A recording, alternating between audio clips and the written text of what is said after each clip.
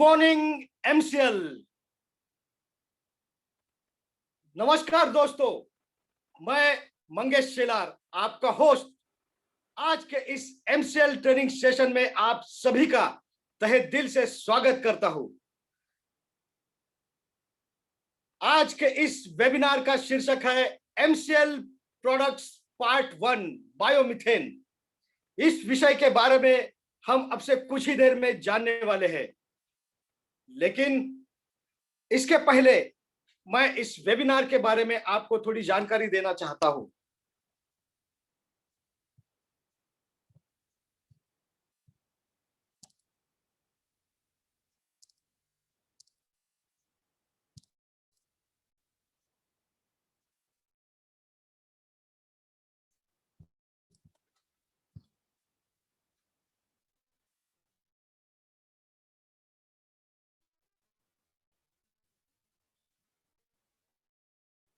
दोस्तों, मैं मंगेश शेलार का तहे दिल से स्वागत करता हूं।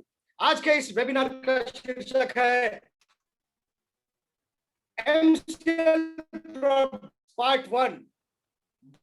जी हाँ दोस्तों, ये बायोमीथेन होता है। इस विषय के बारे में कुछ महत्वपूर्ण बातें अब से कुछ ही देर में हम जानने वाले हैं, लेकिन इसके पहले मैं आप सभी को इस वेबिनार के बारे में कुछ महत्वपूर्ण बातें बताना चाहता हूं। दोस्तों, यह वेबिनार एक टेलीविजन प्रसारण की तरह है, जिसमें आप सभी मुझे देख और सुन सकते हैं, लेकिन मैं आपको देख नहीं सकता।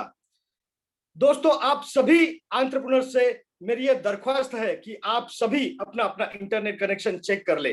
अपने साथ एक नोटपैड, पेन और पानी की बोतल रखें। अगर इंटरनेट कनेक्शन या और किसी वजह से आपका यह सेशन मिस होता है तो आपको परेशान होने की कोई जरूरत नहीं। दोस्तों, इस प्रोग्राम के खत्म होते ही इस प्रोग्राम की ऑडियो और वीडियो फाइल शेयर की जाएगी। आप सभी अपने अपने फ्रंट एंड कोऑर्डिनेटर से कांटेक्ट करके इस फाइल को हासिल कर सकते हैं। और एक जरूरी बात दोस्तों, इस प्रोग्राम के दरमियान आपको चैट बॉक्स में एक लिंक शेयर की जाएगी, जिस लिंक के ऊपर जाकर आपको अपना फीडबैक हमें भेजना है। दोस्तों, आपका फीडबैक हमारे लिए बहुत ही महत्वपूर्ण है। तो चलिए इसी के साथ इस प्रोग्राम की शुरुआत करते हैं हम एमबी वीडियो के साथ।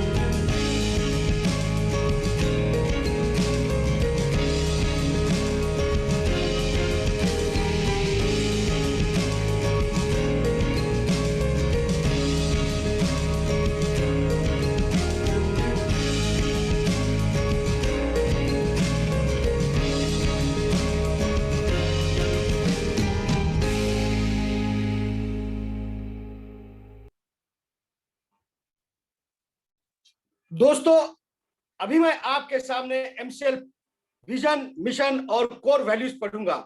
आप सभी से मेरा नम्र निवेदन है कि कृपया इसे मेरे साथ दोहराइए, जिसके लिए आप सभी के सामने अभी एक स्क्रीन शेयर की जाएगी। तो चलिए दोस्तों, पढ़ते हैं एमसीएल के लिए शपथ। मैं Mangesh Shelar Meera clean fuels limited का सदस्य हूं और अपने पूरे होश हवास में हमारे संगठन के मिशन और विजन को हासिल करने में इसे सफलता दिलाने की शपथ लेता हूं। मैं एमसीएल के प्रत्येक सदस्य के साथ अपने परिवार के सदस्य की तरह व्यवहार करूंगा और एमसीएल में कभी भी किसी भी सदस्य के साथ उसकी जाति, धर्म, नस्ल, लिंग, संप्रदाय, बोली, शैली, मत और सामाजिक, आर्थिक तथा सांस्कृतिक अक्षमता के आधार पर भेदभाव नहीं करूंगा। मैं संगठन के मिशन को हासिल करने के लिए कड़ी मेहनत करूंगा और अपने संगठन को समृद्ध बनाऊंगा। मैं वादा करता हूं कि संगठन की संस्कृति की रक्षा करने के लिए सभी कर्तव्यों एवं जिम्मेदारियों को पूरी अखंडता, योग्यता और समर्पण के साथ पूरा करूंगा। मैं हमेशा एमसीएल के प्रमुख मूल्यों, नीति संहिता और आचार संहिता का पालन करूंगा। एमसीएल के प्रमुख मूल्यों, नीति संहिता और आचार संहिता के खिलाफ किसी भी तरह के गलत आचरण के लिए हर कार्रवाई के लिए तैयार रहूंगा। मैं न्यायोचित आदेशों का पूरी ईमानदारी के साथ पालन करने और काम में किसी भी तरह की चुनौती का सामना करने के लिए तैयार रहने का वादा करता हूं। एमसीएल विजन 2030 तक भारत को ईंधन के क्षेत्र में आत्मनिर्भर बनाना। लक्ष्य, एमसीएल एक ऐसी मूल्य श्रृंखला विकसित करने के लिए प्रतिबद्ध है जो ऊर्जा, पर्यावरण और आम लोगों को सशक्त बनाने के लिए समर्पित है। बुनियादी मूल्य, नवाचार, कुछ नया करना है तो पुराने तौर तरीकों से काम करना बंद करें। पर्यावरणवाद, अगर पर्यावरणवाद के हित में सोचना कोई सिद्धांत है तो इससे बेहतर सिद्धांत दूसरा नहीं हो सकता। देशभक्ति, यह केवल भावना की बात नहीं बल्कि अपने देशवासियों की सेवा करने की योग्यता की बात है।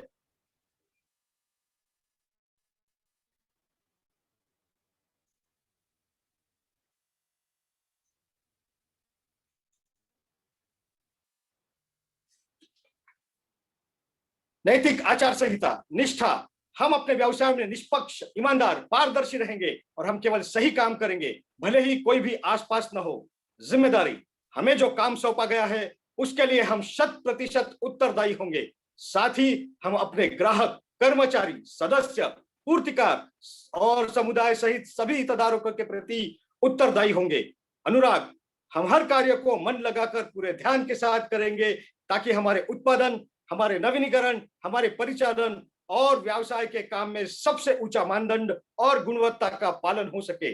आदर, अपने सभी हितधारकों के प्रति हम हमेशा विनम्र और भरोसेमंद बने रहेंगे ताकि अपने हर चरण में अपनी प्रगति कर सके। मानवता, हम अपने व्यवहार से यह दिखलाएंगे कि हमारा एक ही धर्म है, मानवता की सेवा। आचार संहिता, हमारे एमसीएल के मिशन को हासिल करने के लिए एमसीएल से जुड़े हर व्यक्ति को आजीवन इस आचार संहिता का पालन और प्रचार करना चाहिए। गोपनीयता अनुरक्षण, एमसीएल आपको बहुमूल्य जानकारी सिखाती है और बांटती है। उस गोपनीय जानकारियों को अपने परिवार के सदस्यों और करीबी दोस्तों सहित किसी भी व्यक्ति को नहीं बताना चाहिए। आपको जो डिजाइन, ड्राइंग और दस्तावेज बताए और दिए गए हैं उन्हें किसी भी व्यक्ति के साथ बांटने के लिए ईमेल न करें और ना ही इसकी फोटोकॉपी तैयार करें। जितनी जल्दी हो सके घमंड करना छोड़ दे, हमेशा शांत, विनम्र और सभ्य बने रहे। आलोचना, बुराई और परिवाद करना बंद कर दे। एमसीएल समुदाय में किसी भी व्यक्ति के बारे में बुरी बात न करे। एमसीएल के हितधारकों के बीच हर तरह के आर्थिक व्यवहार को लेकर हमेशा पारदर्शी बने रहे। याद रखें कि हमेशा धनराशि आपके द्वारा किए गए कष्ट की प्रतिफल होगी। किसी भी प्रकार के प्रतिस्पर्धी कारोबार, एमएलएम, धर्म या राजनीति को बढ़ावा देने वाली बातों की हमारे समुदाय में बिल्कुल भी अनुमति नहीं है। समय निष्ठा सफलता की कुंजी है। एमसीएल समुदाय द्वारा बुलाई गई हर बैठक के लिए सभी को समय पर उपस्थित रहना चाहिए। ज्येष्ठ और वरिष्ठ जनों के लिए आज्ञाकारी रहे। समुदाय के साथी सदस्यों, कनिष्ठों और महिलाओं की सुरक्षा करें। आपके साथ हर व्यक्ति को सुरक्षित महसूस होना चाहिए। वास्तविक और निष्ठावान प्रशंसा करें। हमेशा अपने आसपास के लोगों को उनके सकारात्मक गुणों की अन्वेषणा के माध्यम से प्रेरित करे और उन गुणों के बारे में सार्वजनिक रूप से प्रचार करे। समुदाय के साथी सदस्यों पर नजर रखे। यदि आपको कोई सदस्य नियमों का उल्लंघन करता हुआ नजर आता है तो कृपया इसे लिखित रूप से प्रशासन की जानकारी में लाने से न हिचकिचाए। उल्लंघन करने वालों को सख्ती से दंडित, निलंबित, निष्कासित किया जाएगा। तो चलिए दोस्तों, इसी के साथ अब समय हो चुका है हमारे आज के थॉट ऑफ द डे का। और आज का सुविचार है, a leader is one who knows the way, goes the way and shows the way. जी हाँ दोस्तों, यही होती है एक सच्चे लीडर की निशानी। वो खुद जानते हैं कि करना क्या है और वो खुद इसे करते भी है और दूसरों को वो राह दिखाते भी है। और इन्हीं गुणों का भंडार है हमारे आज के आने वाले स्पीकर। जी हाँ दोस्तों, एमसीएल के पहले प्रोजेक्ट का सपना जब इन्होंने देखा तब इन्हें पता था कि जब पूरा होगा तो यह प्रोजेक्ट कैसे दिखेगा, इसमें लगने वाली मशीनरी क्या क्या होगी, रॉ मटेरियल क्या होगा, वो रॉ मटेरियल हम किस प्रकार से प्राप्त करेंगे, इसमें टेक्नोलॉजी क्या लगेगी और टीम मेंबर कैसे होंगे। आज इनका यह सपना हकीकत बन चुका है। दोस्तों, अगर हम बात करें सिर्फ टीम मेंबर्स की तो एक एक हीरा ढूंढ के उसे तराशने में इन्होंने अपना खून पसीना बहाया है। इसीलिए आज जब भी वह अपने टीम मेंबर्स के साथ कुछ बातें शेयर करना चाहती है तो सबसे पहले टीम मेंबर भाप लेते हैं कि उन्हें एंड रिजल्ट क्या होना चाहिए। जिस तरह से माँ अपने बच्चों को एक अच्छा इंसान बनाने के लिए बचपन से ही उनमें अच्छी आदतें डलवाती है, ठीक उसी तरह जब एमसीएल ऑर्गेनाइजेशन छोटी थी तभी इन्होंने फैमिली ओरिएंटेड कल्चर इस एमसीएल ऑर्गेनाइजेशन में बोने के लिए कई सारे प्रयास किए। आज कठिनाइयां कितनी भी आए लेकिन एमसीएल का कोई भी टीम मेंबर स्ट्रेस नहीं होता। एमसीएल के जो कल्चर है वो आज सबसे हटके और सबसे जुदा है और एक दिन एमसीएल के इस कल्चर को दुनिया सलाम करेगी। आज यह इनकी सफलता है और यही उनके डिफरेंट एटीट्यूड के लिए यह सभी को प्रिय भी है। ऐसे विजनरी और कॉन्फिडेंट लीडर को मुझे आज इस मंच पे बुलाते हुए बेहद खुशी हो रही है। तो दोस्तों, ज्यादा समय न लेते हुए चलिए आमंत्रित करते हैं technocrat, young and dynamic personality, executive director of MCL, miss Prachi Dhole. Thank you Mangesh sir. नमस्कार, एक बार फिर से मैं एमसीएल के परिवार में आप सबका स्वागत करती हूँ और इसी के साथ अभी हम बढ़ते हैं अपने नेक्स्ट वेबिनार सेशन। तो अगर आपको याद है तो आपने हमेशा ये सुना होगा कि हम जनरली ऐसे ग्लोबल वार्मिंग और क्लाइमेट चेंज और इंटरनेशनल ये सब बातें जो है वो इंटरनेशनल लेवल पे हमेशा होती है, जैसे कि यूनाइटेड सेशन हो गया, क्लाइमेट मीट हो गई जो भी रिसेंटली लंदन में। तो लेकिन ये ग्लोबल वार्मिंग, क्लाइमेट चेंज ये सचमुच में हकीकत है या सिर्फ हमारी या सिर्फ हम सोचते हैं? कोई रीजन में अगर फ्लड आता है या ग्लेशियर मेल्ट होते हैं तो ये सिर्फ वो एरिया से लिमिटेड है या पूरी पृथ्वी इसके लिए, पृथ्वी का कोई एक हिस्सा उसके लिए रिस्पॉन्सिबल है? तो ये हम आज समझेंगे एक रियल लाइफ इंसिडेंट से। जैसे कि हम देखते हैं 2021, तो 2021 जो है वो बहुत सारे संकट लेके हमारे पास में आया। कोरोना उसमें था ही, उसके बाद में जो एक था वो साइक्लोन, और उसके साथ में आपने सुना होगा लोकस्ट अटैक। यानी लोकस्ट को हम बोल सकते हैं टिड्डी, उसको हिंदी में टिड्डी बोलते हैं और मराठी में टोड़ ऐसा बोलते हैं। तो लोकस्ट अटैक का भी एक संकट जो था वो भारत को दिख रहा था, जो कि फरवरी में था। लेकिन अचरज की या आश्चर्य की बात ये होगी अगर मैं आपको ये बताऊं कि ये लोकस जो है उनका ओरिजिन जो था वो था अफ्रीका से। तो अभी ये जब अफ्रीका, ऐसा कैसे हुआ कि अफ्रीका के जो लोकस्ट है वो इंडिया तक आके पहुंचे? तो उसमें ऐसा है कि जो ये लोकस्ट होते हैं या टिड्डी, उनको हम जनरली नॉर्मली हमेशा ड्यूरिंग रेनी सीजन देखते हैं, लेकिन उनका जो फेज होता है वो सॉलिटरी फेज होता है, जिसमें वो अलग अलग तरीके से अपना अकेले रह के अपना जो हैबिटेट है उसमें वो जिंदा रहते हैं। लेकिन जब अफ्रीका में 2020 में दिसंबर में एक बहुत ज्यादा जोर से अनसीजनल जो है वो फ्लड आया, और फ्लड की वजह से डेजर्ट रीजन में स्पेसिफिकली वो जो सॉइल थी वो पूरा मॉइस्ट हो गई, और मॉइस्ट होने के बाद में वो वेजिटेशन भी वहाँ पे डेजर्ट एरिया में ग्रो हो गया।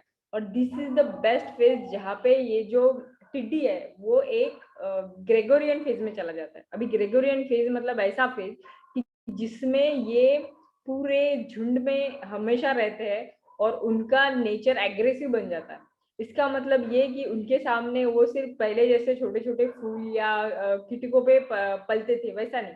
अभी वो फूल पौधा यहाँ तक के पूरा पेड़ भी एक ही इसमें पूरे झुंड में खत्म कर सकते। और जैसे अफ्रीका में इनके लिए फेवरेबल सिचुएशन तैयार हुई, उसी के साथ में वो शुरू हो गए फिर इराक, ईरान, पाकिस्तान, और उसके बाद में वो इंडिया में। आपको जान के ये भी आश्चर्य होगा कि ये इनका जो एरिया था वो एरिया था 25,000 स्क्वायर फीट, और हर 10 स्क्वायर फीट में 1 से 1.5 करोड़ के ये जो टिड्डियां है वो पाई जाती है। अभी जिसके वजह से हमारे भारत का और जितने भी देश है उनका सबसे ज्यादा नुकसान हुआ है, जो कि हम उसमें भरपाई नहीं है, वो फिर से शुरू करना है। वो है किसान की खेती।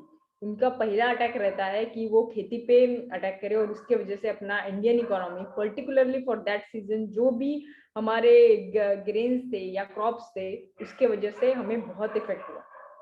तो ये हमें बताता है कि पृथ्वी का कोई भी कोना किसी भी कोने को अफेक्ट कर सकता है। और अगर ये ग्लोबल वार्मिंग हमें रोकना है तो इसके लिए सॉल्यूशन जो है वो सॉल्यूशन है कि हम हमेशा मेजरमेंट करें कार्बन फुटप्रिंट का। अभी आप सोचेंगे कार्बन फुटप्रिंट क्या होता है, तो पहले समझते हैं ग्लोबल वार्मिंग क्या होता है। जनरली जितना कार्बन या carbon dioxide to be specifically हम जितना पृथ्वी को देते हैं और जितना हम कंज्यूम करते हैं, ये जब पृथ्वी को देने वाला ज्यादा हो जाता है तो ऐसे बोला जाता है कि हम कार्बन पॉजिटिव हमने पृथ्वी को बना दिया। और जब कार्बन पॉजिटिव कोई भी चीज बनती है तो टेम्परेचर बढ़ता है कार्बन एटमॉस्फेयर में होने की वजह से। और इसीलिए ग्लोबल वार्मिंग जिसको बोलते हैं कि पूरे अर्थ का टेम्परेचर बढ़ता है, उसके वजह से जो है वो बाकी की सब चीजें जो है वो ध्यान में आती है। अभी कार्बन निगेटिव इसका मतलब ये है कि हमने एटमॉस्फेयर से ज्यादा कार्बन डाइऑक्साइड लिया और एटमॉस्फेयर को कम कार्बन डाइऑक्साइड दिया। और कार्बन न्यूट्रल मतलब जितना लिया है कार्बन डाइऑक्साइड उतना ही हमने रिटर्न बैक प्लैनेट अर्थ को किया। अभी इसका जो ये है, आप ये सोचेंगे कि ये कैसे पॉसिबल है, अभी हम पूरे प्लैनेट अर्थ को कार्बन न्यूट्रल कैसे बनाएंगे। तो इसकी शुरुआत आप जो पूरे दुनिया में एक ही देश है जो कि कार्बन न्यूट्रल भी नहीं कार्बन निगेटिव है, यानी वो जितना कार्बन डाइऑक्साइड एटमॉस्फेयर में छोड़ता है उससे कई वो एब्सॉर्ब करता है खुद के अपने इसके लिए। और इसका बेस्ट एग्जांपल है भूटान, जो कि हमारा नेबरिंग कंट्री है। इन ये कार्बन निगेटिव कैसे बने, तो नंबर 1 इन्होंने अपना जो फॉरेस्ट रिजर्व है उसको बिल्कुल कम नहीं किया। आज भी उनके कंट्री में 70% जो है वो फॉरेस्ट रिजर्व है, और इन्होंने ऐसा रूल पास किया है कि वो 60% से नीचे कभी नहीं जाएगा अंडर एनी सर्कमस्टेंसेस। नंबर 2, आज हम सब इकोनॉमिकल कॉरिडोर के बारे में सोचते हैं कि ये स्टेट इससे ज्वाइन होना चाहिए, पूरा देश ज्वाइन होना चाहिए।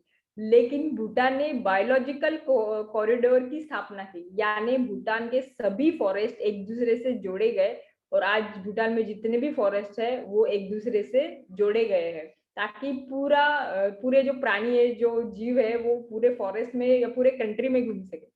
Number 3, tree plantation. ये हर साल 1 लाख से भी ज्यादा ट्री प्लांटेशन करते हैं। तो इस तरीके से हमारा नेबरिंग कंट्री जो है वो कार्बन निगेटिव बन गया। अभी हम सोचेंगे भारत में ये कैसे पॉसिबल। भारत का हम जब भी नाम लेते तो Bharat is built up of villages, हम अपने गांव से बने हुए हैं। और ऐसा ही एक गांव है केरला के वायनाड डिस्ट्रिक्ट में से, जिसका नाम है मीनांगड़ी।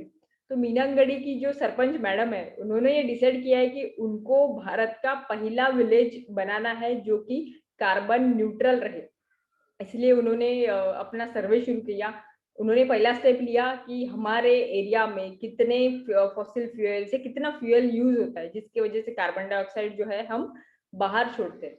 उसके बाद में उन्होंने अपने जो रिसोर्सेस है, जो ये कार्बन ले सकते हैं, जैसे कि ये पॉन्ड्स, लेक्स, देन फॉरेस्ट और बाकी की ये सभी चीजों को उन्होंने सर्वे किया। और उनका अभी थर्ड स्टेप रहेगा कि वो इसको जो भी जो फिगर है जो ज्यादा आ रहा है उसको कंज्यूम करे, उसको रिप्लेस करे बाकी ताकि ट्री प्लांटेशन या फिर रिन्यूएबल रिसोर्सेस या फ्यूल्स यूज करके उनको अपनी गांव को number 1 carbon neutral first carbon neutral village in India उनको बनाना है।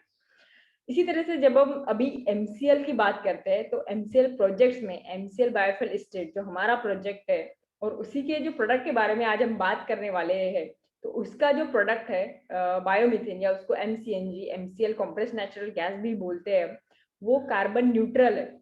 और जब हम ये प्रोजेक्ट एग्जीक्यूशन करेंगे हर एक तालुका में, हर एक गांव में, तो इससे हर एक गांव जो है वो कार्बन न्यूट्रल की तरफ बढ़ेगा और एक तालुका भी बढ़ेगा। और इसके साथ में हम भी कभी कह सकेंगे कि भारत ये कार्बन न्यूट्रल कंट्री है। और ये समझने के लिए कि ये प्रोडक्ट क्या है और हम कार्बन न्यूट्रल कंट्री कैसे बन सकते हैं, इसके लिए मैं अभी बुलाना चाहूंगी एक ऐसे व्यक्ति को जिनके लाइफ की जर्नी देख के आप ऐसा कह सकते हैं कि boy with dream transform into man with vision. यानी एक लड़का जिसने अपनी जिंदगी की शुरुआत एक सपने से की थी, वो आज एक इंसान एक विथ एक उद्देश्य के साथ में आपके सामने खड़ा है।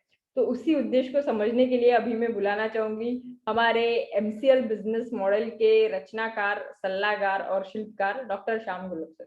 Thank you.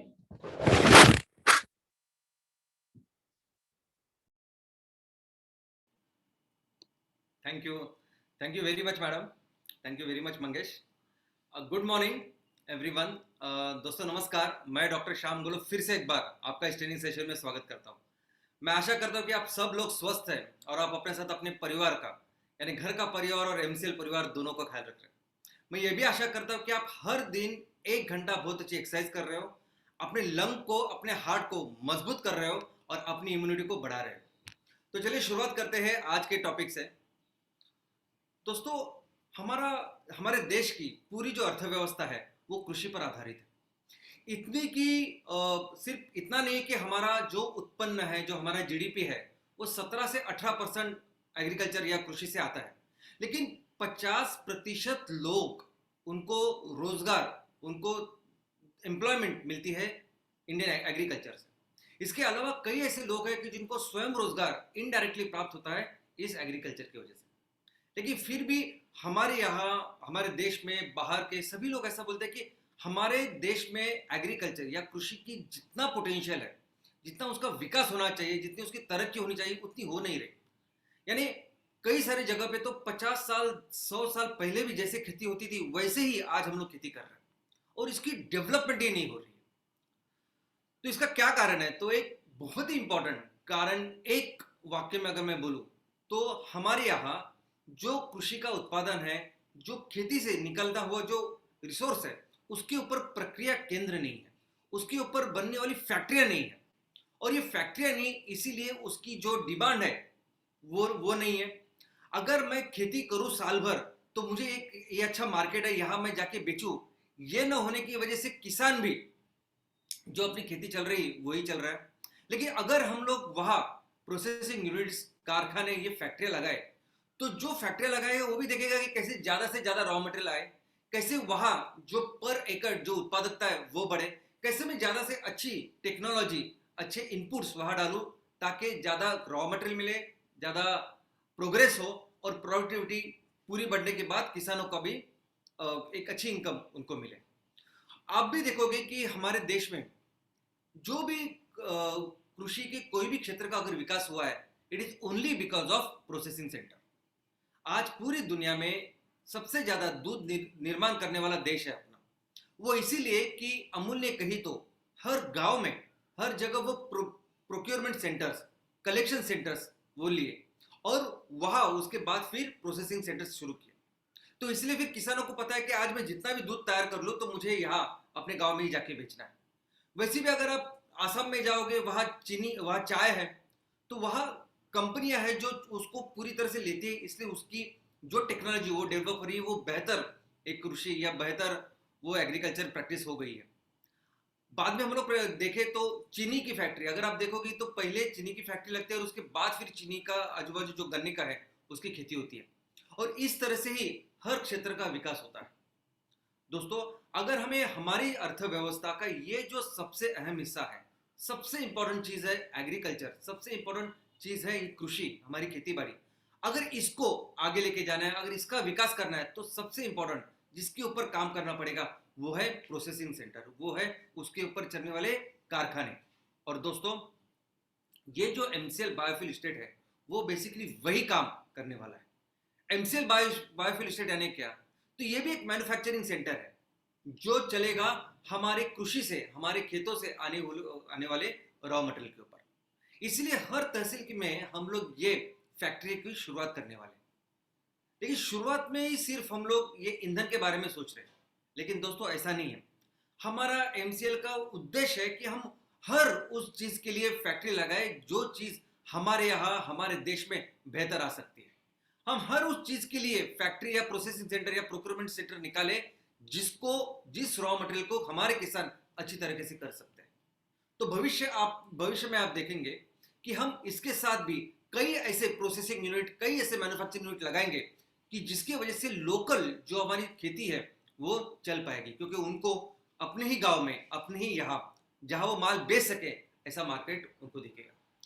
तो दोस्तों चलिए देखते हैं कि आज ये जो हम फैक्ट्रियां लगाएंगे, ये जो बायोफ्यूल स्टेट की शुरुआत करने वाले हैं, उसके प्रोडक्ट्स क्या होने वाले हैं। तो जो कोई प्रोडक्ट्स जो हम कल मार्केट में लाएंगे और बेचेंगे, तो कोई एक प्रोडक्ट नहीं, तो उसकी कैटेगरीज है, कैटेगरीज, और एक कैटेगरीज में बहुत सारे प्रोडक्ट्स आने वाले हैं। तो चलिए देखते हैं कैटेगरी कौन सी है। नंबर 1, ईंधन। दोस्तों, हम सभी तरह के ये क्लीन फ्यूल्स या बायोफ्यूल्स का निर्माण करने वाले हैं, और ये ईंधन के अलग अलग प्रकार होने वाले हैं। घन रूप ईंधन, द्रव रूप ईंधन, वायु रूप ईंधन। ट्रांसपोर्टेशन के लिए चलने वाला ईंधन, कुकिंग के लिए चलने वाला ईंधन, इंडस्ट्री के लिए चलने वाला ईंधन, और बिजली का तैयार करने वाला, बिजली के लिए होने वाला ईंधन। ऐसे कई सारे ईंधन के प्रकार हो सकते हैं, उसकी केमिकल कंपोजिशन या उसका उपयोग उसके ऊपर। ये सभी ईंधन को हम लोग आने वाले दिनों में तैयार करने वाले हैं। नेक्स्ट जो हमारी कैटेगरी है वो है फूड, अनाज। दोस्तों, आज जो भी खेती हो रही है ना, वो कैंसर की खेती हो रही है, केमिकल फार्मिंग हो रही है। हमारा उद्देश्य है कि हमें पूरे तहसील में, सभी पूरे भारत को 100% ऑर्गेनिक करना है। हर गांव में, हर ग्राम पंचायत में एमसीएल विलेज प्रोजेक्ट के तहत हमें उसको 100% ऑर्गेनिक करना है। और ये ऑर्गेनिक खेती होने के बाद उससे जो कुछ माल आएगा, उससे कुछ उत्पादन बनेगा, कुछ ऐसे भी बेच सकते हैं, लेकिन बहुत जो उसका जो प्रोड्यूस होगा उसके ऊपर हम लोग प्रक्रिया करके उसके प्रोडक्ट्स बनाने वाले हैं और वो मार्केट में बेचने वाले हैं। यानी अगर हमने 100% ऑर्गेनिक गेहूं निर्माण किया, उसकी खेती की, और 100% ऑर्गेनिक गेहूं, तो हम लोग 100% ऑर्गेनिक गेहूं नहीं बेचेंगे, तो गेहूं से आटा बनाएंगे, 100% ऑर्गेनिक आटा बेचेंगे। उस आटे से हम लोग ब्रेड बनाएंगे तो 100% ऑर्गेनिक ब्रेड करके मार्केट में बेचेंगे। उससे हम लोग 100% ऑर्गेनिक बिस्किट तैयार करेंगे और वो बिस्किट मार्केट में बेचेंगे। तो ये बहुत बड़ा एक कैटेगरी होने वाली है। जैसे दूध की भी आप देखेंगे तो A1 मिल्क या बाकी सब चीजें हैं, वैसे हर कृषि उत्पादन के साथ कई सारे ऐसे प्रोडक्ट्स उत्पादन तैयार हो सकते हैं जिसको हम आने वाले दिन में बेचने वाले हैं। तीसरी जो इंपॉर्टेंट कैटेगरी है वो है एमसीएल इको फ्रेंडली प्रोडक्ट्स। यानी आज आपने देखा कि हजारों लाखों करोड़ों साल से चलती आ रही जो हमारी इस पूरी पृथ्वी की, इस पूरी पर्यावरण की जो व्यवस्था है, उसको पूरी तरह से बर्बाद किया हम लोगों ने। ये जो पर्यावरण का संतुलन है, जिसपे लाखों करोड़ों जीव जंतु आराम से खुशी से रह रहे इतने करोड़ों सालों से, उसको बर्बाद किया है हमने पेट्रोकेमिकल प्रोडक्ट्स की वजह से। पेट्रोकेमिकल प्रोडक्ट्स जिसमें आता है प्लास्टिक, जिसमें आता है रबर, जिसमें आते हैं पेंट्स, ये केमिकल्स, ये कॉस्मेटिक, सब कुछ उसमें आता है। और ऐसे नहीं कि उसके लिए हमें कुछ ज्यादा बहुत सोच विचार करना पड़ेगा, बहुत अन्वेषण करने पड़ेंगे, खोज करने पड़ेंगे। हमारे पास कई ऐसे प्रोडक्ट्स है हमारे देश में, ऑल ओवर द वर्ल्ड, कि जो प्रोडक्ट्स कई हजारों सालों से चलते आ रहे हैं और उससे हमारी धरती का कोई भी नुकसान नहीं होता। दोस्तों हम ऐसे सब प्रोडक्ट्स का निर्माण करने वाले हैं और वो उस कैटेगरी में हो जाके बेचने वाले हैं। इसके अलावा बहुत सारे केमिकल्स लगते हैं, जो केमिकल्स भी इस पेट्रोकेमिकल से या क्रूड ऑयल से आते हैं। ये पूरे जो पेट्रोकेमिकल्स आपने देखे वो आते हैं क्रूड ऑयल से, जो क्रूड ऑयल जिसके लिए जो हम ईंधन के लिए यूज करते हैं, इसके इस्तेमाल से हम लोग ये बाकी के पूरे ये पेट्रोकेमिकल्स लाते हैं। तो कई सारे केमिकल्स भी तैयार होते हैं। ये पूरे सारे केमिकल्स हम 100% रिप्लेस कर सकते हैं हमारे खेतों में आने वाले केमिकल्स के साथ, चाहे वो सॉल्वेंट हो, चाहे वो कॉस्मेटिक्स हो, और न जाने कई, चाहे पेंट्स हो, बायो रबर हो, बायो प्लास्टिक है, ये सभी चीजें हम लोग आने वाले दिनों में करने वाले। तो ये एक बड़ी कैटेगरी होने वाली है। तो चलिए आज का जो टॉपिक है, आज का टॉपिक है ईंधन, आज का टॉपिक है फ्यूल। तो जैसा मैंने कहा कि कई तरह के फ्यूल हो सकते हैं, जो उसके प्रकार हो सकते हैं, लेकिन आज जिस फ्यूल के बारे में मैं बताने वाला हूं वो फ्यूल वो है कि जो आज हम अपने फैक्ट्री में आज तैयार करने वाले हैं। दोस्तों आरंभ है प्रचंड के अंतर्गत हमने भारत के 100 लोकेशन के ऊपर ये फैक्ट्री निर्माण का कार्य शुरू किया है और बहुत जबरदस्त आप सभी लोग काम कर रहे हैं। बहुत ही जल्दी ये फैक्ट्री हम लोग शुरू करने वाले हैं। तो इस फैक्ट्री में जो ईंधन तैयार होगा उसकी हम लोग आज बात करेंगे और वो है बायोगैस। दोस्तों ये जो फैक्ट्री है ये चलेगी हमारे कृषि उत्पादन के ऊपर, और इसके लिए कृषि उत्पादन यानी रॉ मटेरियल क्या है, तो ये नेपियर ग्रास है। ये नेपियर ग्रास हम लोग फैक्ट्री में लेके जाके क्या तैयार करने वाले हैं, तो बायोगैस। बायोगैस यानी क्या, यानी बायोमास से बनी हुई गैस यानी बायोगैस। वैसे और इस बायोगैस का अगर आप कंपोजिशन देखोगे तो इसमें लगभग 60-65% मीथेन होता है, 35 से 40% कार्बन डाइऑक्साइड होता है, और बाद में hydrogen sulphide, nitrogen, hydrogen, carbon monoxide, ये कुछ 1% से कम हो सकता है, कुछ वाटर वेपर हो सकते हैं। दोस्तों ये पूरे बायोगैस में जो ईंधन करके काम करता है उसका नाम है मीथेन। ये मीथेन सबसे ज्यादा उस बायोगैस में रहता है, 60-65%। ये मीथेन जो कोई हमें ईंधन मिलता है उससे में सबसे अच्छा, सबसे बेहतर ऐसा ईंधन उसको कहते हैं। ये मीथेन है जिसको जो होता है हाइड्रोकार्बन। कोई भी ईंधन आप लीजिए दुनिया में वो बनता है हाइड्रोकार्बन से। हाइड्रोकार्बन यानी क्या, हाइड्रोजन और कार्बन। आपने सुना होगा या मैं हमेशा कहता हूं कि कोई भी चीज वेस्ट नहीं है। आज जो भी वेस्ट आपको नजर आता है, जो भी कचरा आपको नजर आता है, उस सभी कचरे से आज हम लोग ईंधन बना सकते हैं। हम लोग हमेशा एमसीएल में कहते हैं कि हर कोई चीज आज जिसमें कार्बन है, कार्बन, उससे हम लोग हाइड्रोकार्बन यानी ईंधन बना सकते हैं। ईंधन यानी क्या, हाइड्रोकार्बन। हम लोग हर वो चीज से हाइड्रोकार्बन बना सकते हैं आज जिसमें कार्बन है, वो गीला कचरा हो, वो सूखा कचरा हो, वो इलेक्ट्रॉनिक वेस्ट हो, सब कुछ हो, जो भी चीज आज जल सकते हैं ना उससे हम लोग हाइड्रोकार्बन ईंधन बना सकते हैं। सिर्फ 3 चीज है जिससे हम लोग ईंधन नहीं बना सकते, जिसमें कार्बन ही नहीं है। एक है मिट्टी, उसमें कार्बन नहीं है। दूसरी है सिलिका यानी कांच, जिसमें कार्बन नहीं है। और तीसरा ये सब धातु या मेटल्स। ये 3 छोड़ के दुनिया में जो कुछ चीज है ना उससे ईंधन, उससे हाइड्रोकार्बन बनाया जा सकता है। और इस सभी हाइड्रोकार्बन में, ये जो सभी हाइड्रोकार्बन है इससे ही बनते हैं अमीनो एसिड्स। ये सभी हाइड्रोकार्बन है इससे ही बनते हैं प्रोटीन, और इससे बनते हैं सभी सजीव। तो हम सभी लोग आज जो बने हैं वो सभी बने हैं हाइड्रोकार्बन से। सभी कुछ, सभी बायोमास, सभी सजीव, सभी जीव वो बनते हैं हाइड्रोकार्बन से। इसीलिए वो जब मृत हो जाते हैं उनसे बनता है ये ईंधन, हाइड्रोकार्बन। अभी इस सभी हाइड्रोकार्बन में अगर आप देखोगे तो सबसे बेहतर अगर ईंधन कोई है तो वो है मीथेन। मुझे मालूम है कि ये सब कुछ बहुत ज्यादा टेक्निकल हो रहा है, आपको शायद बहुत कंफ्यूजिंग होता होगा कि ये बहुत टेक्निकल है, ये बहुत रसायन शास्त्र है, केमिस्ट्री है, लेकिन हमें थोड़ा सा उसके बारे में जानना पड़ेगा, इसलिए मैं आपको ये समझा रहा हूं, और ये थोड़ा सा समझना भी पड़ेगा। मीथेन जो है ये सबसे सिंपल, सबसे आसान, सबसे क्लियर ऐसा ईंधन है। इसमें 1 कार्बन है और 4 हाइड्रोजन, इतना सिंपल वो ईंधन है। लेकिन बाकी के अगर आप ईंधन देखोगे, जैसे पेट्रोल का केमिकल फॉर्मूला है, तो पेट्रोल में आप देखोगे तो कितने कार्बन है, तो 5 कार्बन है। कितने हाइड्रोजन है, तो 12 हाइड्रोजन है, और ऑक्सीजन भी है। तो एक जरा डिफिकल्ट, क्लिष्ट ऐसा है। आप एलपीजी अपना जो गैस घर पे है उसका अगर आप देखोगे तो केमिकल फॉर्म, तो कितने सारे कार्बन है, कितने सारे हाइड्रोजन है, उसके अलग अलग बॉन्ड्स है। अगर आप डीजल देखोगे तो डीजल में 12 कार्बन है, हाइड्रोजन 23 है। दोस्तों क्या होता है, ये बाकी के जो ईंधन है ना, ये बहुत जटिल जटिल जटिल ऐसे बने हुए हैं। तो ये जब उसको इसमें हो सकता है कि ज्यादा एनर्जी हो, लेकिन ये जब जलते हैं तो उसके बाद बहुत। और दूसरी बहुत इंपॉर्टेंट बात कि ये पूरी तरह से जलते ही नहीं। हमारी जो कोई सिस्टम है गाड़ियों की या बाकी जहाज हम लोग चलाते हैं उसमें ये पूरी तरह से जलते नहीं, इसलिए भी बहुत ज्यादा प्रदूषण होता है। और दूसरी एक बात कि इसमें बहुत सारी मिलावट होती है। एक तो मिलावट प्रकृति से आती है, जो नीचे से आप लाते हैं ना, तो उसमें बहुत सारी चीजें ऐसी होती है कि जो होनी नहीं चाहिए। दूसरा एक बहुत बड़ा रैकेट है, बहुत सारे लोग ऐसे लोग हैं कि जो इसमें ऐसा काम करता है, गंदा काम करते हैं, और जिसमें ये डीजल पेट्रोल में वो सब मिलावट देते हैं। इसके अलावा अगर किसी भी पेट्रोल पंप में आज जाएंगे तो वहां एक बड़ी नीचे टंकी होती है, जैसे पानी की टंकी होती है ना हमारी बिल्डिंग के लिए, वैसे ही वहां जमीन के अंदर टंकी होती है पेट्रोल की और डीजल की।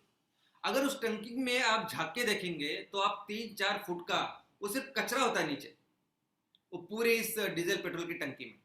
तो इतना कचरा उसमें होता है, और ये कचरे वाला फ्यूल जब आप इस्तेमाल करते हैं तो बहुत ज्यादा एक तो वो कचरा पूरी तरह से वो फ्यूल बंद करने नहीं देता, और जितना भी हम लोग उसको इस्तेमाल करते हैं उतना ज्यादा उसका प्रदूषण होता है। लेकिन मीथेन की अगर बात करोगे आप, मीथेन इतना सिंपल, इतना सहज ऐसा ईंधन है, इतना सिंपल है कि वो पूरी तरह से जलता है, और जब जलता है ना तो बहुत सारी ऊर्जा प्रदान करता है और वो बहुत कम प्रदूषण देता है। इसीलिए अगर आप देखोगे तो या डीजल, अभी डीजल के बारे में अगर आप देखोगे तो डीजल जलाने के बाद तो बहुत ज्यादा आपने देखा होगा, तो बहुत सारे उसके एलिमेंट्स तैयार होते हैं। पूरी तरह से डीजल जलता नहीं, इसलिए वो बहुत सारा धुआं छोड़ता है, अदरवाइज भी वो बहुत ज्यादा प्रदूषण करता है कंपेयर टू सीएनजी। और डीजल की आज हमारे देश में अगर आप देखोगे कि डीजल की कार अगर 3-4 साल के बाद आप देखोगे तो उससे बहुत ज्यादा धुआं बाहर आता है। कार कितनी भी अच्छी, कितनी भी अच्छी कंपनी की हो, लेकिन वो डीजल करने के बाद 3-4 साल के बाद आप देखोगे इंजन का आवाज, वो धुआं वुआ बहुत आता है। क्यों आता है? क्योंकि इस डीजल में ये जो कार्बन है ना, कार्बन जो पूरी तरह से जलता नहीं, वो उसमें चिपकता है वो इंजन में, और इसलिए बाद में कई साल 3-4 साल के बाद वो फिर अब गैरेज वाला बोलता है 4-5 साल की इसकी ओवरऑलिंग करनी पड़ेगी। ओवरऑलिंग यानी क्या? वो हाथ से वो इंजन निकालते हैं और वो सब कार्बन कचरा साफ करते हैं। तो ये होता है। लेकिन अगर हम मीथेन की बात करें तो मीथेन पूरी तरह से क्लीन, स्वच्छ ऐसा ईंधन है, क्योंकि वो पूरी तरह से जलता है। इसलिए कभी भी आप देखोगे कि मीथेन से बना हुआ जो हमारा सीएनजी है, कंप्रेस नेचुरल गैस, उसकी मार्केटिंग कैसे करते हैं लोग? इको फ्रेंडली, पर्यावरण का अनुकूल, स्वच्छ ईंधन, ऐसे ऐसे करके वो पूरे सीएनजी की मार्केटिंग होती है। हर जगह आप देखोगे तो सीएनजी ग्रीन ग्रीन नजर आता है। लेकिन दोस्तों ये सीएनजी जो हम लोग आज मार्केट में लेते हैं, मार्केट से खरीदते हैं, कहां से आता है ये सीएनजी? तो ये सीएनजी भी आता है ये प्राकृतिक फोसाइल उससे, यानी ये सीएनजी भी जो हम लोग आज इस्तेमाल कर रहे हैं ना, ये भी है खनिज। कितना भी हमें लगे कि बाकी के ईंधन से वो कम प्रदूषण करता है, लेकिन प्रदूषण करता है। उसको इस्तेमाल करने के बाद उससे वो सब जो प्रदूषण निकलना चाहिए, वो ग्लोबल वार्मिंग जो होनी चाहिए वो होती है, ग्रीन हाउस गैसेस आनी चाहिए वो आते ही है। ऐसा समझिए कि जैसे हम लोग नेपियर ग्रास से बायो गैस बनाते हैं ना, और फिर उससे फिर मीथेन निकालेंगे, वैसे ही वो गैस प्राकृतिक गैस करके नीचे जमीन के अंदर हमें मिलता है। वो भी सेम होता है अपना, जैसे बायोगैस, वो उसको बोलते हैं हम लोग प्राकृतिक गैस। वहां होता है कार्बन डाइऑक्साइड, यहाँ सिर्फ कार्बन डाइऑक्साइड नहीं होता, अलग अलग गैसेस होती है। तो बस वो प्राकृतिक गैस निकाला और उससे फिर वो मीथेन निकाल के सीएनजी तैयार कर सकते हैं। दोस्तों हमारा जो बायोमीथेन है, जो मीथेन हम लोग तैयार करेंगे, वो पूरी तरह से हम अपने किसानों का जो रॉ मटेरियल है उससे तैयार करने वाले हैं। इसीलिए अगर आप देखोगे तो कि वो जो फोसाइल सीएनजी है जो अभी मार्केट में मिल रहा है, उसको आप इस्तेमाल करोगे तो उससे ग्लोबल वार्मिंग होने ही वाली है। लेकिन हम जो सीएनजी तैयार करने वाले हैं, हमारा जो बायोमीथेन है, उससे जो सीएनजी तैयार होगा, उससे तो प्रदूषण तो होगा ही नहीं, क्योंकि जितना प्रदूषण हम लोग करेंगे वो पूरा हमारा जो नेपियर ग्रास जो बायोमास है वो उसको सोख लेता है। उसके अलावा जो बाकी भी कचरा है, जो कार्बन है हमारे एटमॉस्फेयर पे, उसको भी नेपियर ग्रास लेता है और वो कार्बन लेके उसको फर्टिलाइजर बनाता है, कार्बन सिक्वेस्ट्रेशन करता है, कार्बन निगेटिव है। तो ये पूरा काम जो भी हम लोग गाँव में सब काम करेंगे, ये सभी काम इससे होने वाले हैं। तो बायोमीथेन, तो देखते हैं कि ये जो बायोमीथेन जो हम लोगों ने बायोगैस से लिया है, जो बनाने वाले हैं, उसके क्या क्या एप्लीकेशन होंगे, क्या करेंगे हम लोग इसके साथ। नंबर 1, ये मिथेन ही है जिससे बनता है सीएनजी। नॉर्मल सीएनजी में 90% मिथेन होता है, वैसे ही हमारा जो बायोमीथेन है, उस बायोमीथेन के साथ हम लोग बनाएंगे बायो सीएनजी। उसको एक कंप्रेस्ड बायोगैस भी बोलते हैं, सीबीजी भी बोलते हैं। सतत पॉलिसी अगर आप देखोगे तो उसमें वो सीबीजी ऐसा वर्ड उन्होंने डाला है, लेकिन इसको बोलेंगे बायो सीएनजी। और ये सीएनजी हर उस जगह पे काम करेगा, कर सकता है, बेहतर करेगा जहां आज का सीएनजी काम कर रहा है। दोस्तों, अगर ट्रांसपोर्टेशन की बात करें, अगर व्हीकल्स की बात करें, वाहनों की बात करें, तो हर वाहन, यानी मैं 2 व्हीलर से शुरुआत करता हूं। 2 व्हीलर ये सिर्फ आपको जो दिख रही है वो मोपेड, स्कूटर ही नहीं, तो 2 व्हीलर, वो मोटरसाइकिल भी आज हम लोग पेट्रोल से सीएनजी के ऊपर कन्वर्ट कर सकते हैं। वो जो किट है वो कहाँ लगानी, क्या लगानी, वो पूरी तरह से कर सकते हैं। जो पेट्रोल अभी 100 के ऊपर है, वो सीएनजी पे कन्वर्ट करने के बाद एक तो कम में मिलेगा और बहुत ज्यादा माइलेज वो देती है, क्योंकि पूरी तरह से जलती है, हमने देखा। दोस्तों, इसके अलावा कोई भी आपकी 4 व्हीलर कार हो, पेट्रोल की हो, डीजल की हो, सभी कारें आज सीएनजी के ऊपर हम लोग कन्वर्ट कर सकते हैं, सभी तरह की कार। आपने देखा होगा कि स्मॉल कार्स में सिर्फ पेट्रोल की गाड़ियां सीएनजी पे लोग कन्वर्ट करते हैं, डीजल की नहीं दिखती आप। इसका कारण यह है कि डीजल की जो कार है उसका एक खुद का अलग इग्निशन सिस्टम है। हीटर होता था ना पहले, तो हीटर बेस्ट, और यहाँ स्पार्क प्लग, ये थोड़ा सा पेट्रोल का अलग है। तो पेट्रोल को अगर हम लोग सीएनजी में कन्वर्ट करें तो खर्चा बहुत कम आता है, और डीजल की कार को अगर हम लोग सीएनजी में कन्वर्ट करें, स्मॉल कार को, तो खर्चा ज्यादा आता है। लेकिन वही कार अगर बड़ी हो डीजल की, तो उसको आराम से कर सकते हो, क्योंकि बड़ी गाड़ी को ज्यादा ईंधन लगता है, तो सीएनजी किफायती हो सकता है। दोस्तों, यहां तक कि आपका हर कोई ट्रक, हर कोई टेम्पो आज का एग्जिस्टिंग हम लोग सीएनजी पे कन्वर्ट कर सकते हैं। आज के तारीख में आप देखोगे तो हर कंपनी जो आज ट्रक टेम्पो निर्माण करती है, बनाती है, सभी कंपनियां कंपनी फिटेड सीएनजी करके आपको देगी। छोटा ट्रक हो, बड़ा ट्रक हो, सब कुछ, टेम्पो हो। लेकिन इसके अलावा आप आज हमारे गांव में जो भी आज ट्रक है जो डीजल पे चलते हैं ना, जो ट्रक है, जो छोटी छोटी गाड़ी जो भी है, उसको 100% हम लोग सीएनजी पे कन्वर्ट कर सकते हैं। इतना ही नहीं, हमने जो बसेस है, सभी जो इतने बड़े बड़े बसेस है, सभी जो आज गांव में, अभी बाकी की जगह पे डीजल पे चल रही है, वो 100% हम हमारे सीएनजी पे चला सकते हैं। गवर्नमेंट ने तो ये रूल ही लाया है कि शहरों में, बड़े शहरों में जो सार्वजनिक उपक्रम है, जो गवर्नमेंट की गाड़ियां, जो बसेस है, उसको कंपल्सरी सीएनजी पे कन्वर्ट करना है। लेकिन प्राइवेट भी हम लोग कर सकते हैं। बाकी के गांव में, हमारे तहसील में जब हम लोग ये काम करने वाले, हम सभी गाड़ियां सीएनजी पे कन्वर्ट कर सकते हैं। टाटा ने एक स्पेशल ऐसे गाड़ियां बनाई जो सिर्फ बायोमीथेन पे वो चला है, ऐसा करके उन्होंने पुणे में और बेंगलोर में उन्होंने लॉन्च किया। इसके अलावा ट्रैक्टर, आज हमारे जो ट्रैक्टर है वो भी सीएनजी पे चलेंगे। और यही नहीं कि जो कंपनी से सीएनजी फिट होने ही चाहिए, ऐसी जरूरत नहीं। कुछ ही दिन पहले हमारे माननीय नितिन जी गडकरी साहब ने, उन्होंने जो पुराना ट्रैक्टर है जो डीजल पे था, उसको उन्होंने कन्वर्ट किया सीएनजी के ऊपर और उसको लॉन्च किया। तो दोस्तों, आपके यहाँ, आपके खेतों में, आपके गांव में कोई भी उपकरण है जो आज डीजल पेट्रोल से चलता है, केरोसिन से चलता है, वो सभी हम लोग सीएनजी पे कन्वर्ट कर सकते हैं। हमारे गांव में जो पंप है, वाटर पंप, वो भी उसके लिए जो डीजल जनसेट आप लगाते हैं, उसको भी हम 100% हमने तैयार किए हुए ईंधन से चलाएंगे। इतना ही नहीं दोस्तों, हम जानते हैं कि हमारे जो भारत देश है, उसके दोनों ही तट, पूर्व तट और पश्चिम तट के ऊपर बहुत सारे ऐसे गांव है, जिस गांव में जो गांव वाले लोग हैं वो 100% डिपेंड है हमारे इस मछुआरे इसके ऊपर, फिशरीज के ऊपर। और उनकी सभी जो छोटी छोटी होड़ियां है ना, उसको भी हम लोग 100% हमारे सीएनजी के ऊपर कन्वर्ट कर सकते हैं। पहले ऐसा होता था कि इनकी एक सोसाइटीज होती थी गांव की, और वो सोसाइटी होती थी, और उसमें फिर वो गवर्नमेंट उनको डीजल के ऊपर सब्सिडी देती थी। फिर वो बेचारा दिन भर मेहनत करके ये सब काम करते थे। लेकिन अभी हमें पता है कि अभी डीजल का रेट कितना हाई हो गया है, हमें पता है कि अभी सब्सिडी नहीं रही, हमें पता है कि कितनी मेहनत के साथ ये लोग काम करते, तो ये सभी 100% सीएनजी के ऊपर कन्वर्ट करेंगे, हमारे सीएनजी के ऊपर। और इतना ही नहीं, ये जो बड़े जहाज आपको नजर आते हैं ना, ये भी चलते हैं सीएनजी के ऊपर। लेकिन सीएनजी एक बहुत अच्छा तरीका है कि बहुत ज्यादा सीएनजी हम लोग छोटे से एरिया में उसको रख सकते हैं। वो कैसे? तो वो सीएनजी को कन्वर्ट करते हैं एलएनजी में, यानी जो कंप्रेस्ड नेचुरल गैस जिसको हम लोग बोलते हैं, जो सीएनजी है, उसको लिक्विफाइड नेचुरल गैस यानी उसको द्रव रूप, उसको रूपांतर करके उसको बहुत कम समय पे रहता है, कम जगह में वो रहता है, बहुत ज्यादा से जगह, क्योंकि ये जो ऐसे बड़े बड़े जहाज है उनको तो हजारों किलोमीटर जाना है, तो उनको तो बहुत फ्यूल लगता है। लेकिन ये फ्यूल फिर रखें कैसे? तो ये पूरा जो सीएनजी वो अगर हम लोग लिक्विफाई करें, उसको द्रव रूप बनाए, तो बहुत कम समय में रहता है, कम जगह पे रहता है, क्योंकि उसका जो आकारमान है वो 600 गुना कम होता है। तो दोस्तों ये सभी जहाज है, ये सभी बड़ी बड़ी चीजें हम आज सीएनजी पे ऊपर, हमारे एलएनजी के ऊपर चला सकते हैं। ये पूरे जो बड़ी बड़ी जहाज आपको नजर आते हैं, ये एलएनजी टर्मिनल्स है बहुत जगह पे जो करने वाले हैं।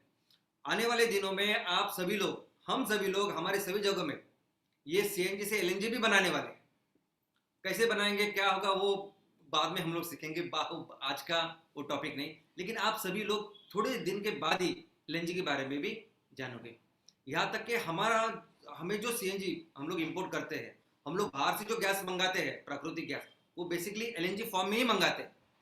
वो एलएनजी से मंगाते हैं और बाद में फिर से उसको वो वायु रूप करके सीएनजी बनाते हैं। दोस्तों यहाँ तक कि अभी जो गैस हम लोग ले रहे हैं वो ईरान से ले रहे हैं। ईरान पाकिस्तान के बहुत आगे वो देश, वहां से पाइपलाइन आती है जो हमें ये एलएनजी देती है। तो दोस्तों हमारा चलिए मिलकर आज संकल्प करते हैं कि हर तहसील में हम लोग ये जब काम करेंगे तो हर तहसील को इस ट्रांसपोर्टेशन फ्यूल में, इस सीएनजी में हम लोग 100% आत्मनिर्भर करेंगे, 100% सेल्फ सफिशिएंट करेंगे।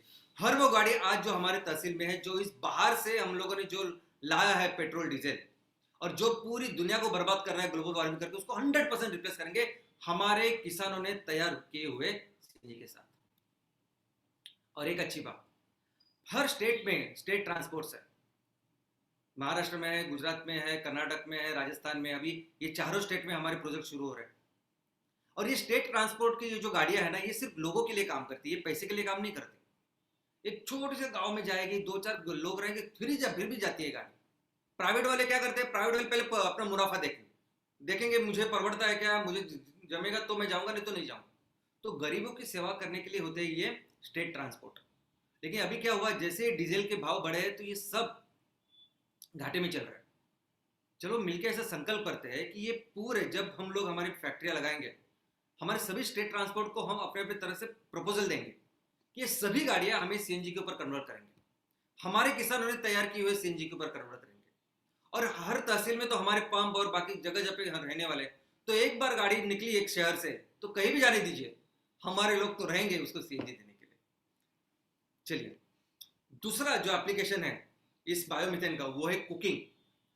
दोस्तों हमारे देश के कई सारे ऐसे शहर हैं जहां ऑलरेडी अभी इसका इंफ्रास्ट्रक्चर बन गया है कि जहां घर पे जो एलपीजी होता है उसको रिप्लेस करके मीथेन गैस, प्राकृतिक नेचुरल जो गैस है वो पहुंचता है, और उसको बोलते हैं पीएनजी, यानी पाइप्ड नेचुरल गैस। पाइप से जाता है, जैसे पानी का पाइप होता है ना हमारे, वैसे ही गैस का वो पाइप आता है, आपके रसोई तक आता है।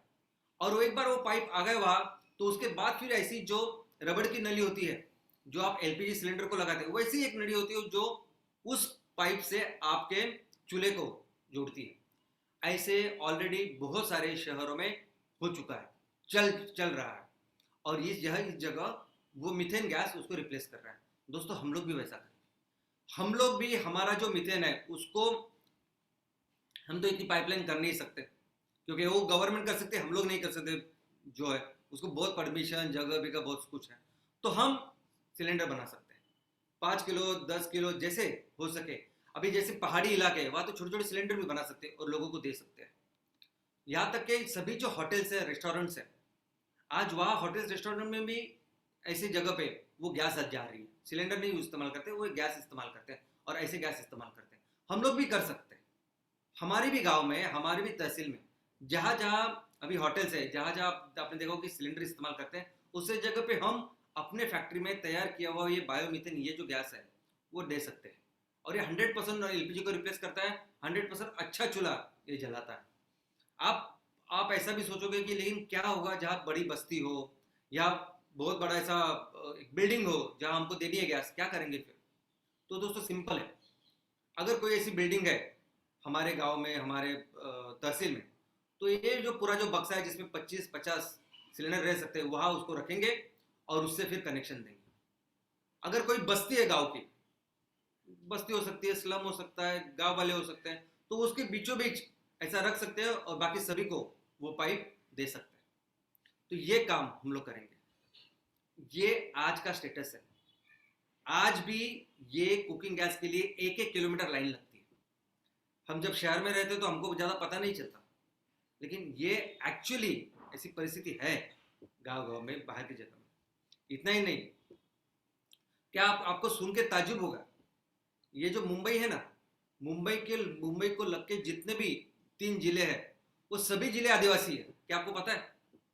मुंबई को लग के ठाणे वो आदिवासी है, रायगढ़ आदिवासी है, बाजू में पालघर आदिवासी है।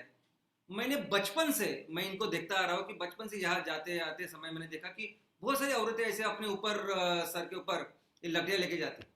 मैं हमेशा ये सोचता कि बेचते किधर होंगे, क्योंकि मुझे हमेशा लगता था कि जाके कहीं तो बेच रहे होंगे ना, बेचने के लिए तो लेके जाते। लेकिन आज भी, अभी तो सब कुछ पता है, लेकिन आज भी ये लोग ऐसा करके घर का चूल्हा चलाने के लिए ये कर रहे हैं, और ये एक्चुअल परिस्थिति है, मैं ये नहीं कर रहा हूँ। तो दोस्तों चलिए ऐसा काम करते हैं मिलके कि कोई भी घर हो अपने तहसील में, अपने गांव में, तो ऐसा किसी को करने की जरूरत ना पड़े, हम अपना गैस बना के उनको देंगे। तीसरा, थर्मल एप्लीकेशन। दोस्तों अपने यहाँ कितनी सारी बड़ी बड़ी फैक्ट्रियाज है, कुछ ऐसी फैक्ट्री की जिनके यहाँ बहुत बड़े बड़े ऐसे मशीन्स है। अभी इस मशीन्स को जलाने के लिए उनको ना बहुत बड़ी ऊर्जा लगती है, बहुत बड़ा पावर लगती है। और ये ऊर्जा कहाँ से आती है? तो इसके लिए भी वो फोसाइल, ये जो खनिज ईंधन है उसका इस्तेमाल करते हैं, LDO, FO, furnace oil, light diesel oil, diesel, इसका इस्तेमाल करते हैं क्योंकि इसमें वो ज़्यादा ऊर्जा होती है। लेकिन प्रॉब्लम क्या है, ये फर्नेस ऑयल और एलडीओ पूरी तरह से जलते नहीं। तो जब इसका इस्तेमाल करते हैं ये फैक्ट्री वाले, तो बहुत बड़ा प्रदूषण होता है। इतना प्रदूषण कि आप सोचो ना, क्योंकि बाकी उनको किफायत से नहीं होता, वो परवड़ेगा नहीं उनको, तो इसके लिए वो करते हैं। लेकिन दोस्तों हमारा जो फ्यूल, हम लोग हमारा बायोमीथेन जो तैयार करेंगे उसके ऊपर ये सभी मशीन चल सकती है। हम 100% ये एफओ, फर्नेस ऑयल, एलडीओ को, डीजल को 100% रिप्लेस कर सकते हैं। और ऐसा नहीं कि कर सकते हैं, हो रहा है। जो भी बातें मैं कह रहा हूँ ये हो रहा है, ये एक्चुअल हो रहा है कि जहाँ मुंबई के नज़दीक, अहमदाबाद के नज़दीक जो कुछ फैक्ट्रियाज है उस पर आज वो मिथेन गैस जा रहे हैं और वो ऊर्जा प्रदान कर रहा है। वैसे हमें करना है। हमें हमारे तहसील के, जो हमारे गांव के जो छोटे छोटे बड़े बड़े जो कोई उद्योजक है, जो भी फैक्ट्रियाँ है, जहाँ जब ऊर्जा तो सभी जगह लगती है, तो हर जगह हम अपना बायोमीथेन दे सकते हैं। आप बोलेंगे कि हम लोग उनके गले में डालेंगे क्या, करो करो पृथ्वी को बचाओ, ऐसा वैसा, वैसे नहीं करेंगे ये लोग। ये तब तक नहीं करेंगे जब तक उनको वो किफायत शेयर नहीं होता। दोस्तों जैसे सीएनजी आदमी कब करेगा, जब उसको पता चलेगा कि मैं आज जितना खर्चा करूं वो आराम से निकल जाएगा और मुझे बहुत फायदा होगा, क्योंकि सीएनजी पे बहुत ज़्यादा गाड़ी चलेगी मेरी, तब जाके अपनी गाड़ी कोई भी सीएनजी के ऊपर कन्वर्ट करेगा। वैसे ही है, इंडस्ट्री को हम ऐसे प्रपोजल देंगे कि कैसे उनके 2 पैसे भी बचेंगे, ये हमारा ईंधन इस्तेमाल करने के बाद उनका प्रदूषण भी कम होगा, और वो राजी खुशी बल्कि आगे आके ये सब काम करेंगे। चौथा जो एप्लीकेशन है बायोमीथेन का, वो है इलेक्ट्रिसिटी, बिजली। दोस्तों कोई भी जनरेटर हो, कोई भी कितना भी छोटा हो बड़ा हो, कुछ भी जो डीजल के ऊपर चलता है, वो हर जनरेटर हम हमारे गैस के ऊपर चला सकते हैं। जो आज डीजल पे चलता है ना, उसको भी कन्वर्ट कर सकते हैं हमारे गैस के ऊपर और उससे बिजली का निर्माण कर सकते हैं। लेकिन दोस्तों इस हमारे गैस के ऊपर बहुत बड़े बड़े जनरेटर भी चला सकते हैं हम लोग। पूरे गांव को, पूरे ग्राम पंचायत को हम 100% हमारी बिजली पे स्वयं पूर्ण कर सकते हैं। आज मैं आपको बताता हूँ क्या परिस्थिति चल रही है। विशाखापट्टनम के बाजू में ये ऐसे 236 छोटे छोटे गांव है, आदिवासी गांव है, पहाड़ों पे रहते हैं। भारत सरकार, वो लोकल सरकार ने उनको कॉन्ट्रैक्ट दिया कॉन्ट्रैक्टर को कि जाओ इस 236 गांव को आप इलेक्ट्रिसिटी का वो सब काम करो और उनको दे दो, बिजली दे दो। इन गांव वालों ने, हमारे गांव वालों ने, आदिवासी और बाकी सभी ने, उनके इतने बड़े बड़े पोल 10-10 किलोमीटर वो पहाड़ के ऊपर लेके गए। सब लोग 200 पोल लगाए, 200। जो काम उसको करना था ये सभी लोगों ने मिलके किया। उसके बाद 6 महीने हो गए, उसने तो दिए नहीं। 6 महीने के बाद ये कॉन्ट्रैक्टर बोल रहा है कि हर घर को 2000 रुपए देने। अब 2000 रुपए दो, मैं आपको बिजली का कनेक्शन दूंगा। उसके बाद फिर जाके ये लोग अभी ये जो देख रहे हैं ना, ये वो आंदोलन कर रहे हैं कि प्लीज हमको आप बिजली दो। तो ऐसी परिस्थिति हमारी, यानी इतना कुछ भगवान ने, इतना कुछ कुदरत ने दिया है और हमारे यहाँ बेसिक चीजें नहीं कर सकते हम लोग। तो दोस्तों, हम आराम से कर सकते हैं। आराम, हमारा हर गांव हम लोग अपने अपने ईंधन के ऊपर स्वयं प्रकाशित कर सकते हैं। कोई जरूरत नहीं बाकी कुछ मेहरबानी करने की। दोस्तों, संकल्प करते हैं। ये एमवीपी बहुत क्रुशियल प्रोजेक्ट है।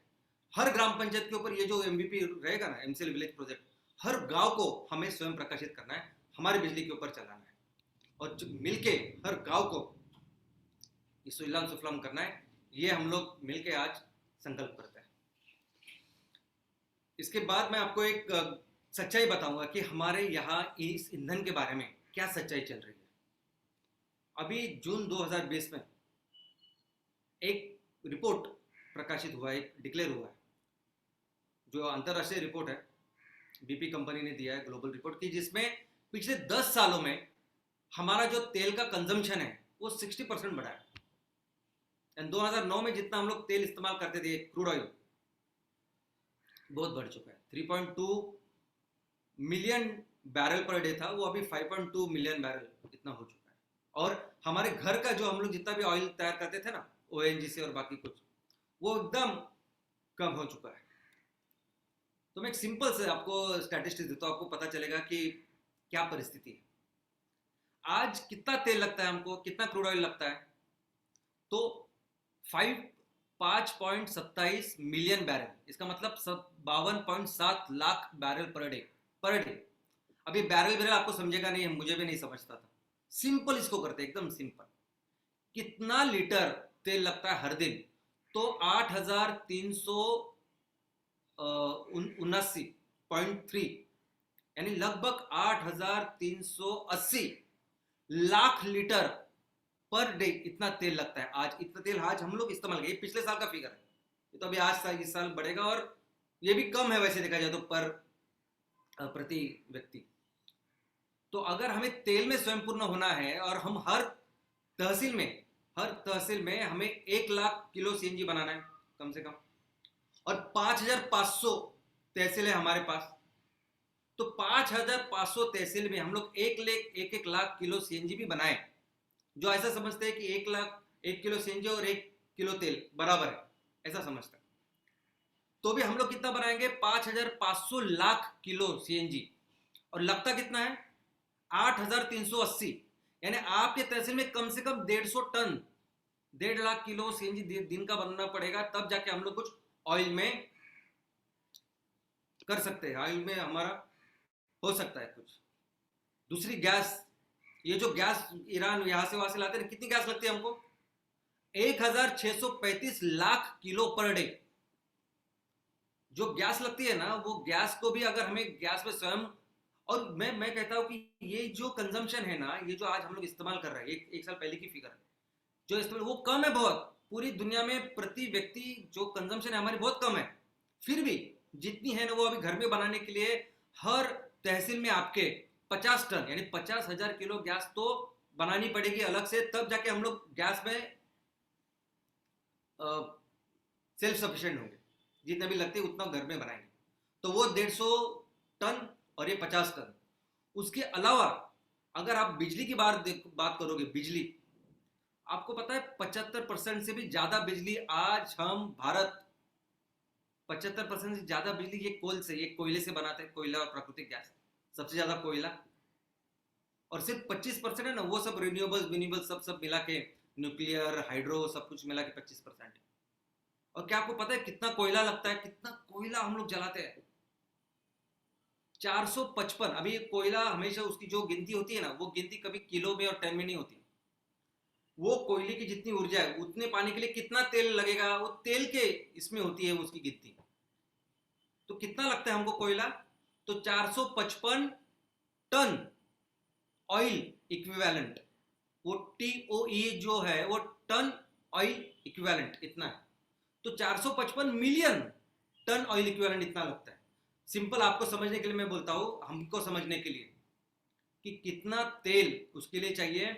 तो हर दिन 12,600 लाख किलो तेल हर दिन लगेगा, तब जाके अभी जो बिजली तैयार कर रहे हैं ना वो कर सकते हैं हम लोग।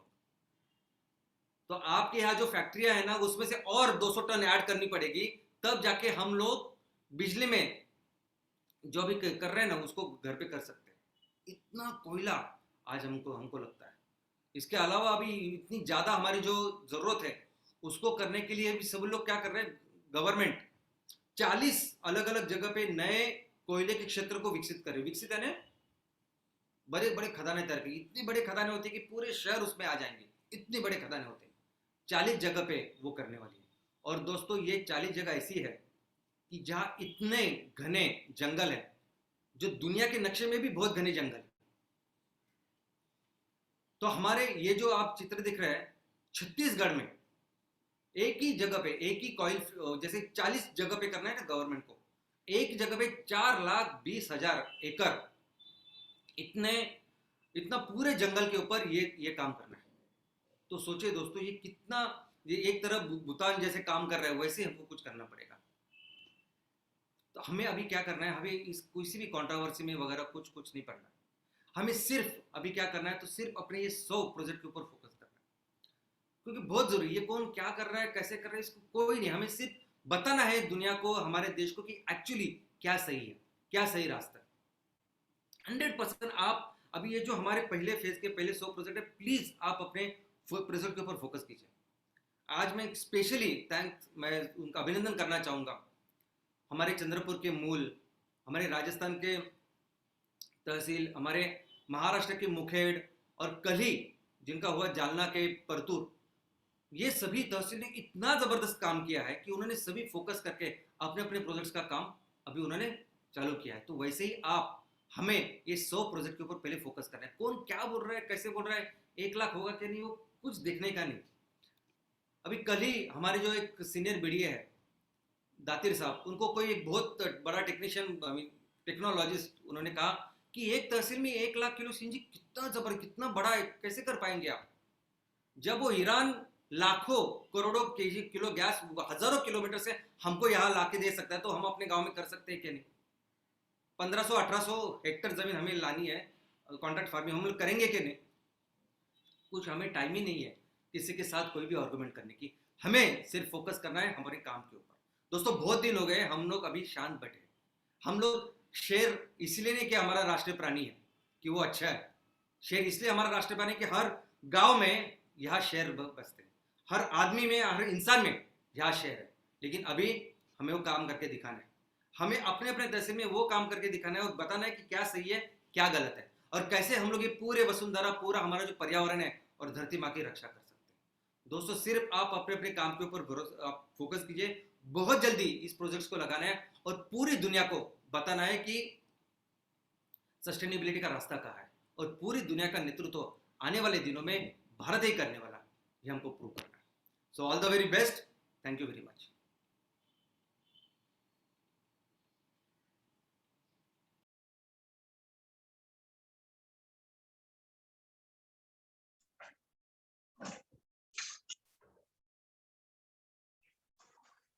Thank you very much, Shyam sir. It was one more fantastic session again.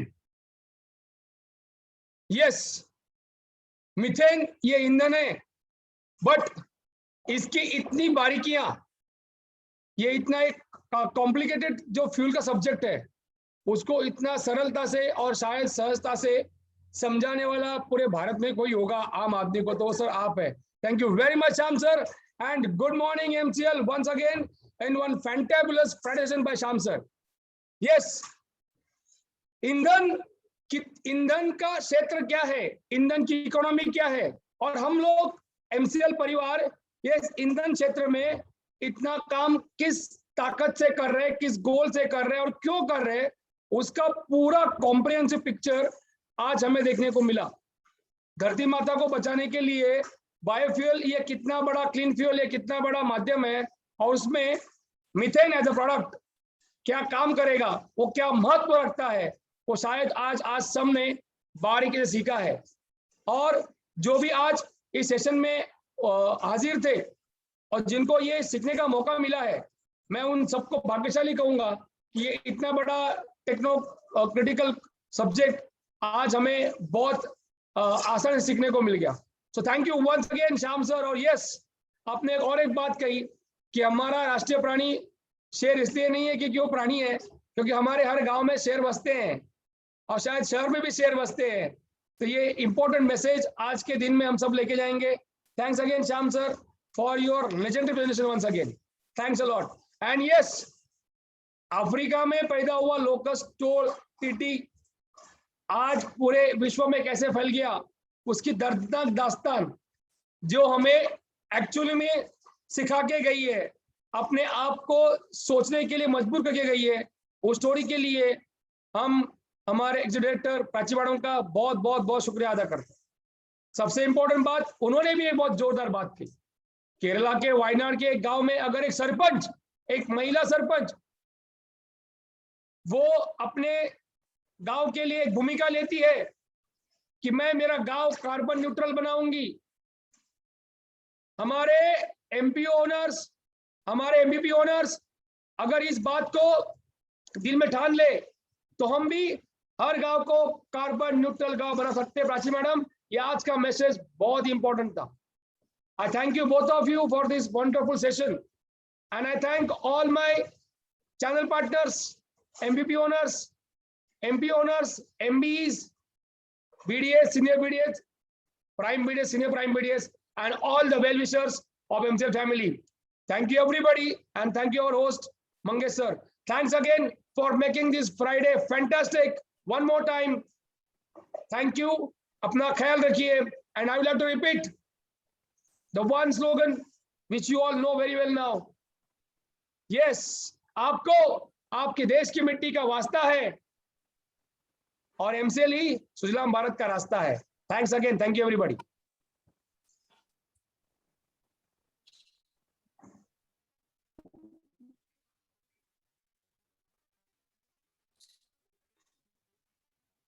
Thank you doctor. आपने आज फिर एक बार क्यों हमें ये प्रोजेक्ट लगाना जरूरी है और किस तरह से हम हमारी धरती माता की सेवा करने वाले हैं, एट द सेम टाइम इससे कितने एम्प्लॉयमेंट जनरेट होने वाली है और हमारे देश का विकास भी होने वाला है, हम स्वयं पूर्ण होने वाले हैं ईंधन क्षेत्र में।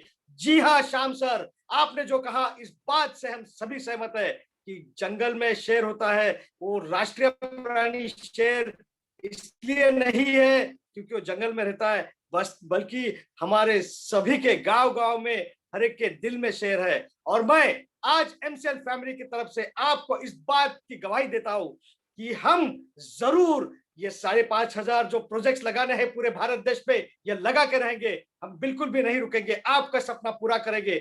जो सिलसिला हमने शुरू किया है, जहां पर आज हमारे 23वां प्रोजेक्ट जिन्होंने ये 10,000 का टप्पा पूरा कर दिया है, यह हम रुकने वाले नहीं, 5,500 का सपना हम जरूर पूरा करेंगे। फिर एक बार यह जटिल विषय हमें सरलता से सिखाने के लिए श्याम सर, हम तहे दिल से आपका शुक्रिया अदा करते हैं। Thank you very much. जी हाँ प्राची मैडम, फिर एक बार ग्लोबल वार्मिंग और उसके होने वाले दुष्परिणाम और किस तरह से हम हमारे जो कारनामे है वही इसको उसी के लिए हमें मजबूर करते हैं, इस बारे में जो हमें आपने हमें बताया, इसके लिए फिर एक बार मैं आपका शुक्रिया अदा करता हूँ। थैंक यू लवेश सर, फिर एक बार हमें मोटिवेट करने के लिए थैंक यू वेरी मच। और आप सभी से मेरी यह दरख्वास्त है कि चैट बॉक्स में जो लिंक दी गई है, इसे कृपया आप क्लिक करके अपना फीडबैक हमें भेज दीजिए। आपका फीडबैक हमारे लिए बहुत ही महत्वपूर्ण है। और मैं फिर एक बार तहे दिल से शुक्रिया अदा करना चाहूंगा एमसीएल टीम का और आप सभी लोगों का जिन्होंने हम पर भरोसा किया और हर बार की तरह इस शुक्रवार भी आप यहाँ पर आए और एक नई बात आपने सीखने के लिए आपका समय यहाँ पर इन्वेस्ट किया। Thank you very much. और फिर एक बार मैं आप लोगों को यह गुजारिश करूंगा कि कृपया आप अपने परिवार का, एमसीएल परिवार का सेहत का ख्याल रखिए, स्वस्थ रहिए, मस्त रहिए। और इसके साथ मैं यह घोषित करता हूं कि आज का यह वेबिनार यही समाप्त हुआ। शुक्रिया, धन्यवाद।